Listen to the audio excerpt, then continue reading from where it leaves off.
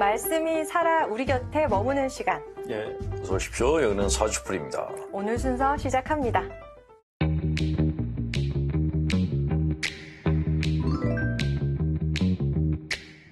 네, 세상의 교리입니다. 오늘은 마테오복음서 14장 34절부터 36절까지의 말씀을 살펴보겠습니다. 네, 겟네사렛에서 예수님이 병자들을 고쳐주는 내용인데요.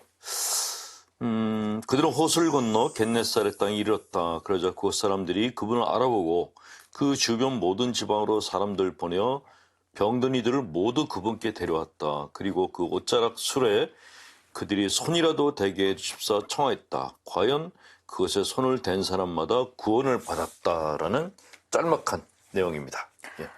그 옷자락 술에 손을 댄 사람은 구원을 받았다. 예. 이 구절에서 구원이 어떤 의미가 있어요? 일단은 구원이 뭐죠? 구원? 구해주는 거? 자, 구원이라는 거는 결혼할 때 이렇게 구원받았다는 느낌이 들었다는 사람이 많아요. 네? 네, 많아요. 네? 누군가가 나를 구원해줬다. 뭐 어려운 지경에 있는데 거기서 나를 갖다가 구해줬다. 또 어떤 책을 봤는데 그 책의 내용을 통해서 내가 구원받았다. 이런 얘기들을 많이 합니다.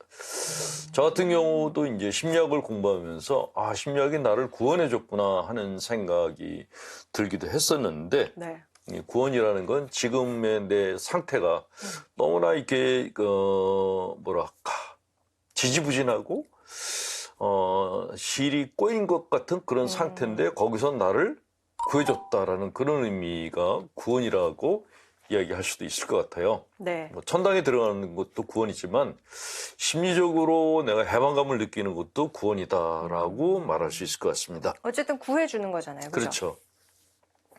지금의 약하고 힘든 상황에서 나를 갖다가 구해주는 거죠. 그것을 예수님이 하셨다라는 거예요. 네. 신부님은 예수님 옷자락만 잡아도 우리가 구원될 거라고 믿으세요? 옷자락을 잡는다는 그 네. 의미가 이런 게 있어요. 저도 이제 그 강의를 가면은 네. 신자분들이 가끔 제 옷자락을 이렇게 잡아요. 어머. 구원받으려고? 그러니까 이렇게 생각하는 거죠. 저 사람이 영적인 기운이 많으면은 내가 손을 대면은 그 기운을 내가 받을 거다라는 생각을 갖고 있는데 이 생각이 굉장히 오래된 거예요. 가톨릭 교회만 있었던 게 아니고 아주 오래전부터 전해져 내려오는 건데 네. 손이 묘한 게 손으로 내가 이 사람의 머리에 손을 얹어서 기도해주면 내가 갖고 있는 기운이 이 사람한테 간다 그러고 맞아요. 내가 저 사람 어떤 영적인 힘을 가진 사람한테 손을 대면 그 사람의 기운이 내게 온다 그래. 이게 손의 역할이 커뮤니케이션을 해주는 그런 역할을 한다는 것이죠. 네. 그리고 또 손이라는 것이 내 마음을 나타내기도 해요. 그러니까 어떤 사람에게 내 마음을 내보일 때 손을 내밀다 그러죠. 네, 손이 악수하고. 굉장히 중요하다는 거죠. 그러니까 뭐 싫으면 손사래를 친다 그러죠. 이렇게. 가라고. 예. 그 손이 자기 마음을 표시하는데 아주 유용한 그런 도구인데 네. 예수님의 옷자락에 사람들이 손을 대었다라는 것은 예수님의 영적인 그 어떤 기운을 인정하고 그것을 자기가 받기 위해서 잡았다라는 것이죠. 근데 이런 것이 지금도 내려와서 네. 그 성지에 가면은 그 십자고상 있잖아요. 네. 예수님 발 보면은 발 검은 십자가인데 발만 하얘. 하얘. 반질반질해. 하도 많이 만져서. 맞아요. 예. 이런 것이 종교인들 안에서는 아직도 이렇게 전해져 내려오는 일종의 신심 행위입니다. 네. 자.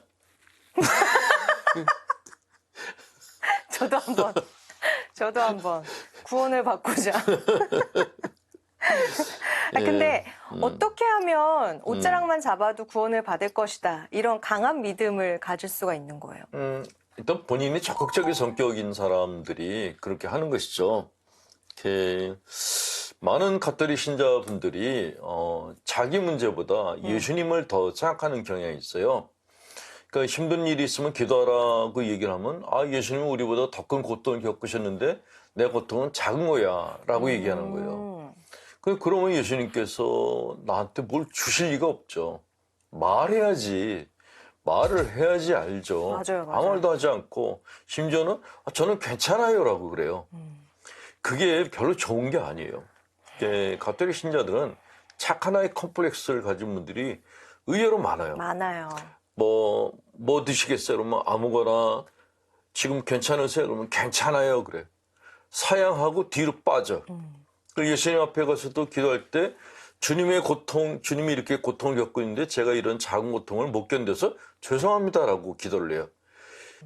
바짓가랑이를 잡고 늘어지면은 뭔가를 주게 돼 있어요. 생떼를 쓰면은 미워서라도 떨어뜨리기 위해서도 뭔가를 주게 돼 있어요. 네. 그러니까 기도를 할 때 너무 순하게 기도를 하면은 못 받는 게 많아요. 그래서 내가 구원을 얻으려면 적극적으로 대시를 할 필요가 있다라는 말씀을 드립니다. 네. 천당문이 닫혔어요? 그럼 개근육이라도 파서 들어가는 게 그런 적극적인 그런 신앙생활을 하는 것이 자기한테 득이 된다는 것이죠. 만약에 여러분들이 네. 천당에 개구녕을 만들어서 뚫고 들어갔어. 불법 체류자가 된 거야. 네. 근데 예수님이 봤어요. 그러면 쫓아내실까요? 아니면은 그냥 체류하게 해줄까요? 그냥 놔두실 것 같아요. 그렇죠. 네. 개구녕이라도 열심히 파는 신앙생활을 하는 게 맞다라는 생각이 든 거예요. 알겠습니다. 자, 이번에는 마테오복음서 15장 1절부터 14절까지의 말씀을 살펴보겠습니다. 예. 이게 내용이 조금 긴데 여기서 예루살렘에서 온 바리새인들과 율법학자들이 예수님께 다가와 말했다. 어째서 선생님의 제자들은 조상들의 전통을 어깁니까? 그들은 음식을 먹을 때 손을 씻지 않습니다. 라고 비난을 하죠. 네. 근데 예수님께서 이렇게 대답하십니다. 너희는 또 어째서 너의 전통 때문에 하나님의 계명을 어기느냐 그랬어요. 예. 이렇게 위선자들아 이사야가 너희를 두고 옳게 예언하였다. 이 백성이 입술로는 나를 공경하지만 그 마음은 내게서 멀리 떠나 있다. 그들은 사람의 규정을 교리로 가르치며 나를 헛되이 섬긴다라고 얘기를 하고 있습니다. 자, 여기서 예수님께서 바리사이들을 강하게 비판하시는데 그 네. 비판한 내용이 바로 여기 있는 거예요. 사람의 규정을 교리로 가르치면서 나를 헛되이 섬긴다라는 거죠. 그러니까 사람이냐 율법이냐를 놓고 얘기할 때 사람보다 율법이 더 우선이다라고 생각하는 게 바리사이즘이에요. 네. 근데 이 바리사이즘을 가진 사람, 이 바리사이 콤플렉스라고 하기도 하는데 네. 바리사이 콤플렉스를 가진 사람들의 공통점이 있어요. 뭐예요? 본당에도 이제 그런 분들이 꽤 있는데 나는 늘 정의로워. 나는 거룩해. 나는 모든 것을 다 알아. 이런 분들이 가끔 있어요. 그런 분들은 본당 신부가 누가 와도 항상 가서 대들어. 왜 이렇게 하십니까? 라고. 뭐 비판을 하는 거는 좋은데 그게 네. 아니라 내가 당신보다 더 많이 안다라고 다가오는 거죠. 근데 이런 분들이 또 다른 사람들을 정죄를 많이 해요. 심지어 이런 분도 봤어요. 나는 서품은 받지 않았지만 사제직을 수행하는 신도다. 그래서 본당 신부들은 5년마다 한 번씩 떠나지만 나는 네. 여기서 계속 있을 사람이기 때문에 내가 진짜 사제다라고 얘기하는 분도 봤어요. 잘 났네, 잘 났어. 그러니까 신자들을 이렇게 단죄를 하는 거예요. 근데 자기 기준에 따라서 내 말을 잘 들으면 착한 신자, 안 들으면 쟤는 아니네 이렇게. 그렇게 약간 정신적인 문제가 있는 거예요. 좀 심한 사람들을 여럿을 봤죠. 여럿을. 심지어는 뭐 저 같은 경우도 그런 네. 분이 와서 신부님은 쉬었다 가세요. 우리가 삽목을 다 할 겁니다. 그런 사람들도 봤었고 뭐 별의별 사람들을 다 봤는데 공통점이 네. 바리새인 컴플렉스예요. 그러니까 내가 제일 거룩하고 내가 하나님의 뜻을 제일 잘 지키고 내가 주님께 가장 가까이 가 있어 라고 생각하는 분들이 이렇게 하죠. 자, 근데 심리학에서는 네. 이렇게 얘기를 합니다. 겸손이라는 거는 자기 문제를 인식하는 거라고. 교만은 자기 문제는 모르고 남의 문제만 아는 거라고. 그게 교만이라고 얘기를 해요. 네. 그래서 이걸 바깥에서는 꼰대들이라고 얘기하죠. 꼰대들의 특징이 자기 문제 인정 안 하고 다른 사람만 지적을 하는 거예요. 맞아요. 너는 이래서 이렇고 너는 이래서 이렇고. 그런 사람들이 주로 쓰는 부사가 결코, 절대로 뭐 이런 말들을 많이 써요. 내가 아는 난 결코 이런 식으로. 그리고 더 문제는 이분들은 이분법적으로 사람을 대해요. 내 편, 네 편. 이렇게 갈라치기를 하는 것이 꼰대들의 특징인데 이런 꼰대들이 종교계 안에도 수두룩해. 예. 그러니까 예전에 바리사이들은 꼰대였다. 그렇죠. 그래서- 심한 종교적 네. 꼰대들이었죠. 그래서 그 종교적인 꼰대 그 점을 비판을 하신 건데 우리가 현재를 살아가는 우리가 바리사이가 되지 않으려면 어떻게 살아야 돼요? 사람에 대한 존중심을 먼저 키우는 것이 가장 중요하죠. 네. 그리고 정말로 겸손해질 필요가 있는데 그거는 자기 문제를 인식하면 되는 거예요. 내가 내 문제를 인식하면 남의 걸 볼 수가 없어요. 제가 수영장에 이제 강습을 받으러 갔었는데 다 이제 코치가 가르쳐 주는 대로 하고 있는데 네. 한 사람이 네. 조금 거기 이제 몇 달 먼저 온 사람인가 봐요. 아, 거기 저 사람은 폼이 뭐가 잘못되고 저 사람 뭐가 잘못되고 막 지적질을 해요. 네. 그래서 엄청 잘하나 보다. 그리고 그 사람이 나중에 들어가서 하는데 보니까 개헤엄을 치고 있더라고요. 아, 이게 뭐야? 그러니까 남의 흉을 많이 보는 사람들이 되게 개헤엄을 치는 사람들이라는 것이죠. 그 개헤엄을 치는 사람들이 바리사이들이라고 이렇게 연결지어서 생각하셔도 될 것 같아요. 네. 저는 착한 사람이 겪는 불행이 해석이 안 됩니다. 교회에서는 착하고 성실하게 살면 하느님께서 복을 주신다고 가르치는데 주변에 보면 그런 사람들에게도 불행은 닥칩니다. 게다가 죄 짓고 사는 사람 중에는 별일 없이 잘 사는 사람도 많습니다. 신앙인으로서 이런 상황을 어떻게 이해해야 하나요?